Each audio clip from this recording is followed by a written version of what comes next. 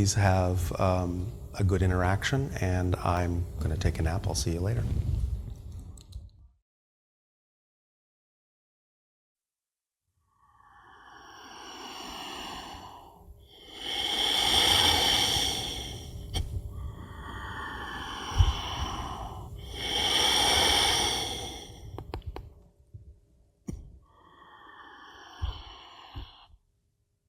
It'll say good day to you this day of your time. How are you all?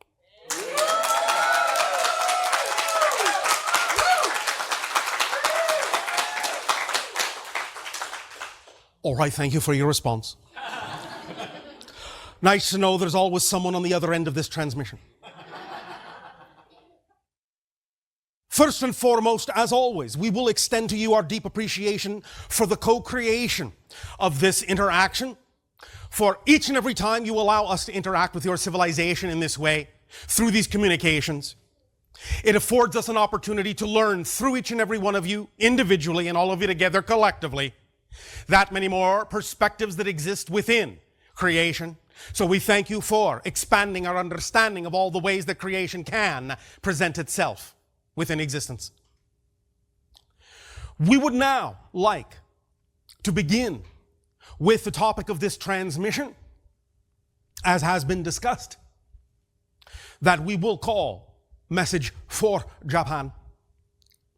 The idea, of course, is that many of you know that as you live in physical reality, there will be certain circumstances, certain situations, certain experiences that can and will occur that may involve what you have described in your Earth human language, catastrophic results, disastrous results, but which can also, from a different perspective, yield many deep understandings in a positive and constructive way that will allow you to learn from these experiences how to move forward in your reality in a manner that is more conducive to the kind of world, the kind of reality experience you say you prefer. In short, anything can be learned in a positive context from any kind of an experience at all, including those that you may have labeled disastrous. For they are only experiences as far as the soul is concerned, as far as the spirit is concerned. They are all capable of being added to the overall understanding, the overall growth of the spirit and the soul. This does not in any way, shape, or form mean to diminish the experience as experienced by the physical personality. We understand all too well the idea that there is suffering on your planet. Nevertheless, many times, individuals and groups on your planet will attract themselves to or attract to themselves the idea of such experiences that contain the idea of hardship and suffering, in order to have the opportunity to teach, to learn, to grow, to choose. Again, the idea is that from the soul perspective, from the soul and spirit point of view, this can only add to the ability to strengthen, to clarify, to delineate, to discern more clearly what it is you wish your world to be. So, specifically with regard to that area on your planet that has now experienced this particular natural occurrence, compounded with the idea of technological consequences as well, we would like to discuss three particular areas that are reflective and representative of what can be gleaned from this event. There are, of course, many more experiences other than just three.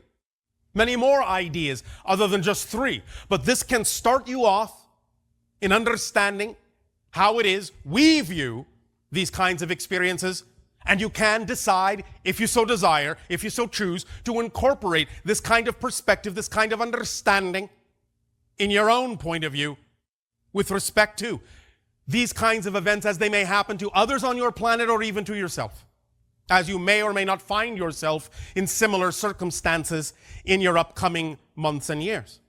depending upon where you are on your planet and what it is you have chosen to attract to yourselves with the energy that you are giving off, based on whatever you believe, whether positively or negatively, to be most likely, most probable, most true for you, or what you believe you need to experience to allow you to decide, to allow you to change, to allow you to discern what path you wish to walk on your planet and how you wish your world to be.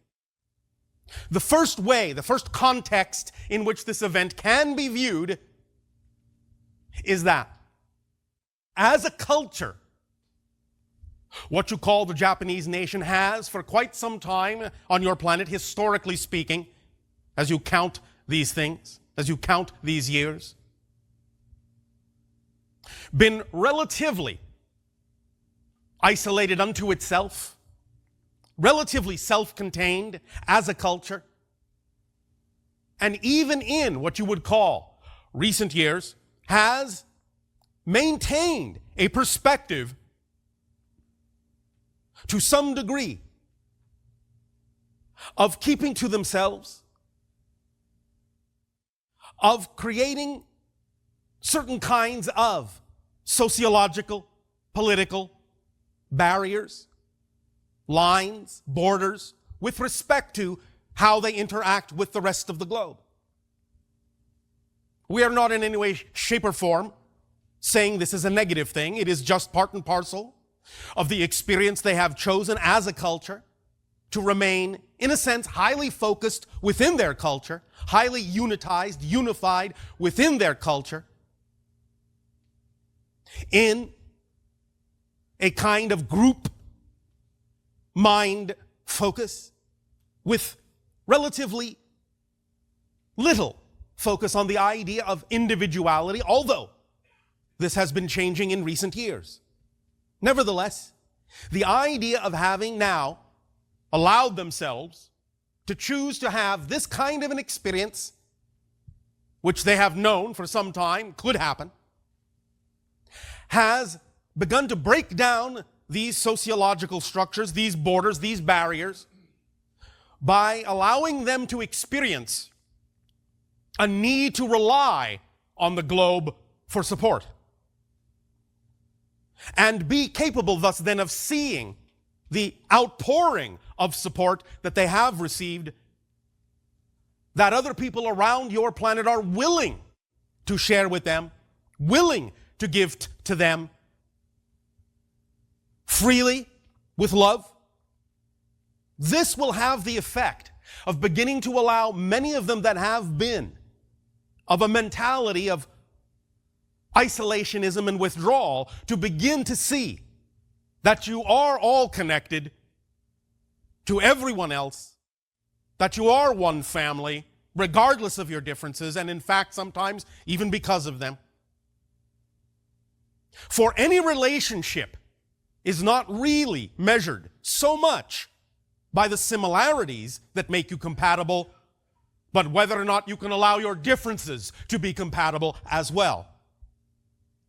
Thus, they are learning in this experience that they can reach out, that they do not have to fear the idea of interaction with other cultures, other societies, other ideas, other perspectives, other belief systems, that their culture can still maintain its uniqueness and its qualities without fear of dilution, while at the same time celebrating that uniqueness, reaching out simultaneously to the great diversity all around them, each its own expression of uniqueness, yet working hand in hand to support each other in times of need, in times of suffering, so that they can begin to let go of the old view, the old world view, that they really are cut off from the rest of the world. That they now can know they are part of a global family that loves and respects them and is willing to help in time of need. The second idea that they are playing out, that they are experiencing, that they have chosen to experience on their soul path as a culture, is they are still, to date, the only culture on your planet that has actually experienced destruction by nuclear device. This has been within the context of their consciousness for many, many decades on your planet. They have never really let it go. Thus then, they have always had, since that destruction, since the experience of the utilization of atomic devices on their soil, in what you call your World War, they have had what you might call in your language a love-hate relationship with the idea of nuclear energy.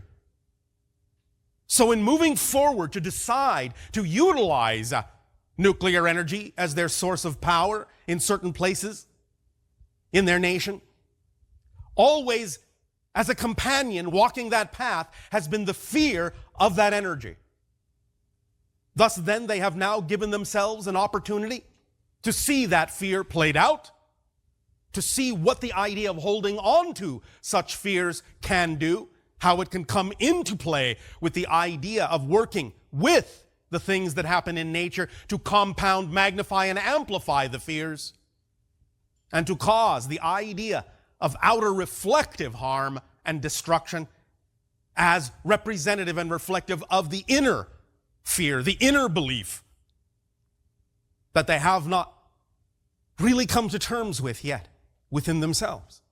This is also thus then a sparkling opportunity for them to realize that they have now come full circle with this idea, that they do not have to fear such ideas, and in letting them go can open themselves up to other ideas, other ways, which brings us to the third context, which means that now not only can they, but the rest of you on your planet, as many of you now have made your own assessment of, recognize that the way you have designed your nuclear technology is not at this point safe. And thus then, by seeing clearly, once again, for this isn't the first time, but on this scale clearly, the damage that can be caused should something go awry, you can now begin, as many of you have begun to do, start a dialogue on your planet with whether or not that's the technology you really wish to continue to use.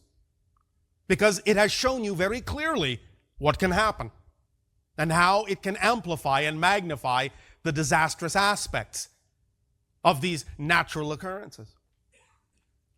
You all have known that this could happen, yet you have all decided, many of you, to move forward with these kinds of technologies. Now you can see by example, by this culture being willing to act as the example, even at what it costs them, to act as the example that this is not necessarily a direction in your best interests technologically. You can now come together in dialogue and decide that there can be other ways that do not negatively impact, that do not negatively reflect the negative beliefs within you. That you can explore together new ideas and new understandings. Well, really old ones, but ones that you have ignored for many, many generations. There have been from time to time on your planet many individuals who've understood that there are other ways to tap into energy in the universe, to tap into the energy of your planet. But you have made your decisions in creating your sociological and political systems to allow individuals with what you would call vested interests to, in a sense, decide for you what shall be done. But now you can see that this gives you an opportunity to empower yourselves as individuals and as groups, to open dialogues and to discuss now what can be done in other directions to serve the greater good of the total population of your world. So this can be used as one beginning marker, one beginning event to start, as you say, the ball rolling on a series of understandings and unfoldments and dialogues in a new perspective, a new context for what is possible on your world. Because as we have said many times, The way that many of you have gone about deciding what it is you do prefer is by giving yourself an absolutely clear demonstration of what you don't prefer, thus rendering in black and white terms your choices, so that there will be no ambiguity from that point forward. You can now see by example what can occur through the utilization of the choices that have been made. And you can send your gratitude, appreciation, and thanks to that Japanese culture that was willing to allow themselves to be an example, even at the cost that they have endured, to begin those awakenings, to begin those dialogues, to move forward on your planet in ways that are more reflective of what you have said for many generations you would prefer your planet to be, but now can take real steps toward the manifestation, toward the actions necessary to allow for the manifestation of that reality that has always been around you, but which is invisible to you until you take such actions as to render it visible, the reality you prefer. Allow yourselves an opportunity to take a moment now to relax and close your eyes, if you wish, and take a deep breath in. And as you take that deep breath in, allow yourselves to remember that you're all breathing the same air, everywhere, all of you. There is only one atmosphere on your world. You all breathe the same atmosphere, no matter how far away from anything you may think you are. You are all connected in that way, and in many other ways. So as you breathe in deeply now, allow yourselves to feel the connection to those in Japan, to those in all the other nations of your world, all that share the same air. Feel that connection as you breathe in and out, as you breathe together. For is that not the meaning of the word in your language, to conspire? To breathe together. So conspire together to create the world of your dreams rather than the world of your nightmares. Breathe together as one. And the breath of all will support the breath of each. So each can be a manifestation of their dreams. And in each being allowed to be the unique individual that you are, will support the totality of the whole picture, so that all may share in what each has to give. Be of help to each other. Take action for each other. And you will allow, you will reflect, you will represent the ability to make manifest and make visible the world that you prefer, that is right here and right now, but is invisible to your senses until such time as you are an example of the vibration of that reality.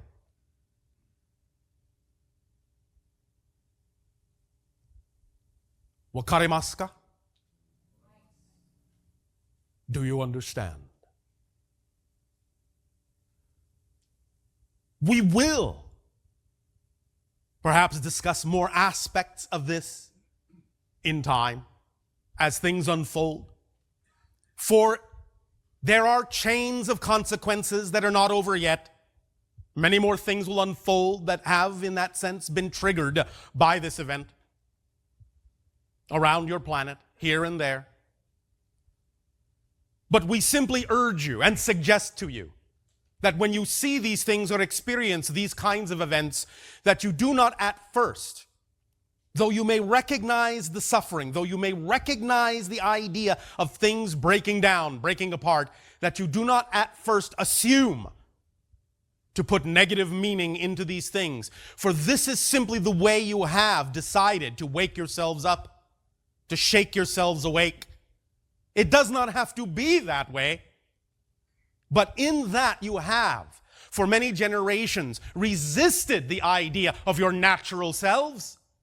Thus then, you will find some way to get your attention, to bring your attention into focus, to bring your attention to the matters at hand that require your attention, that require your action, that require your vibration be higher, so that you can allow yourselves to live the reality you say you wish to live. As these things unfold, know you are not alone. You are never alone. You are never isolated. For all is one. Even as it expresses itself through individuals, all is one. And if you allow yourselves to put in the positive meaning to all events, then the synchronicity that you will create will be able of, in a sense, showing you, reflecting to you, demonstrating to you that all things can come together in an easy and effortless way, and that you do not require the idea of disasters to get your attention. But as long as there is fear in your hearts, negative beliefs within your personality structure that you are afraid to look at, that you resist looking at, resist transforming, so too will the idea of events continue to get your attention, to shake yourselves awake, until such time as you finally realize what the message is you are attempting to deliver to yourselves. So we suggest that you wake up now. Wake up and live the dream instead of just dreaming it and hoping that one day it might come to pass. Take action now and allow the dream to manifest. For it isn't that you make these things happen, it is that you allow the thing that already exists to become visible through your actions. We thank you for allowing us at this time to point out to you that your world is growing, as you say in your language, smaller and smaller every day. And as in that sense it grows smaller, you become larger and larger and larger in frequency, and thus begin to approach the ability to have more contact, not only with us and other beings from other worlds, but more contact within yourselves, to all levels of your consciousness that you have created within yourselves, that you have compartmentalized within yourselves. We will be addressing some degree of this compartmentalization of consciousness in the personality structure in what you call tomorrow night's transmission. And so continue this idea of how to get in touch with the barriers that you have created even within your own consciousness that are represented by the barriers in the outer world, and how to dissolve them in such a manner as to function again as a unified whole while sacrificing none of your individuality, in fact enhancing it to a greater degree. For the whole, in that sense, is the result of the validation of all the parts. The full validation of all the parts that automatically work together harmoniously when you allow them to. All of this can come from these kinds of events. All of this understanding can be had. Many people talk about the idea of wishing to attract wealth into their life physically. Yet at the same time, they may have an unconscious belief that if they do attract a certain amount of wealth, that they will somehow stand out in their society in a negative way. And they don't want to stand out in a negative way. And it's more important to them not to stand out in a negative way than it is to attract abundance. So as long as they have an unconscious belief that to be abundant will be to stand out in a negative way, and it's more important to them not to, they will always make sure they do everything in their power to never attract abundance. Until such time as they get a handle, a conscious recognition of the idea that they have that belief attached to their mechanism of motivation. But once they do, they will see it makes no sense. They will see, I don't have to believe that. That doesn't belong to me. Maybe that came from my mother. Maybe that came from my father. Maybe that was the belief that they were brought up with and they imparted to me telepathically while raising me. but now I see that it makes no sense. Of course I can be abundant. Of course I can be a nice person at the same time. Of course those things can go together. So it doesn't make sense any longer to assume that I cannot be abundant or somehow I will be rendered into a negative personality. That is what we are talking about. Identifying the belief will show you that it is illogical and nonsensical. And once you identify it, the very act of identifying it releases you from it. Because you have to redefine things in a manner that works for you. For example, many of you define the idea of a habit or a pattern as something that's difficult to change. That's just a definition. From our perspective, here's a new definition. A habit is something you do that you don't know you're doing. Once you know you're doing it, if you do it again, it's not a habit, it's a choice. So, once you understand it's not a habit anymore and it's a choice, you are now empowered to do something about changing it. Whereas if you just assign it to the idea that it's still habitual, you have no power over it because it's still unconscious. But once you know it's a choice, then you can ask yourself the fundamental question, what would I have to believe is true about my relationship to this thing in order to believe that way, to feel this way? Once you start exploring that, once you start examining that, you will find great clarity coming to you through the synchronicity in your life. So allow yourself the opportunity to recognize that you can change the definition of things in a manner that works for you, because all things have the ability to perform double duty. No thing in life has built-in meaning. I know this will sound a little funny in your language, but the truth of it is that life is meaningless. What I mean by that is there is no automatic built-in meaning to anything. If you want to put it another way, you could say the meaning of life is for you to give it meaning.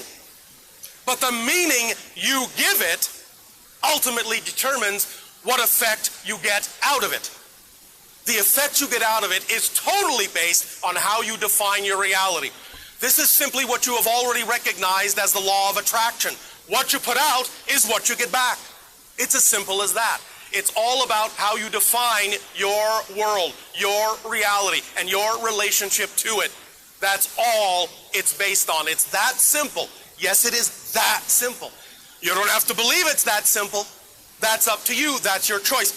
If you want to make it very complicated, we would never take that away from you, because that's your choice. That's your path. And if you want to do that, our blessings to you. However, we are here to simply let you know that it doesn't have to be that way. And it is completely within your power to determine what it is you will experience in every facet and every aspect of your life. So, with all of that in mind, allow us now then to explore with you in more detail some of the specific ways in which you can apply these concepts into your own personal lives by opening this interaction up to questions or discussions you may wish to create.